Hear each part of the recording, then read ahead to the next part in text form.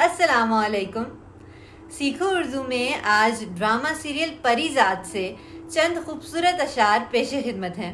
کیا تم نے کبھی دیکھا ہے کہانی کا کوئی ثانوی کردار، گلی کے اندھیرے نکڑ پر کسی لیمپ پوسٹ تلے سگریٹ کا دھواں اڑاتا وہ اجنبی، یا تیز بارش کی بوچھاڑ میں چھتری تانے دوڑ کر سڑک پار کرتا ایک انجان، جسے بھاگتی ٹرین کی کھڑکی سے دکھتا پلیٹ فارم پہ بیٹھا کوئی گمنام.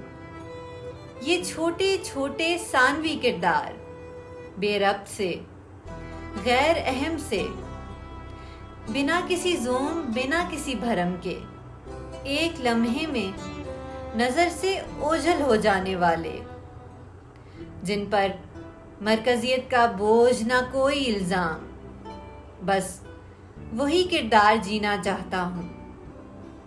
میں کہانی میں بہت دن مرکزی رہا، اب فقط ایک ثانوی کردار بننا چاہتا ہوں.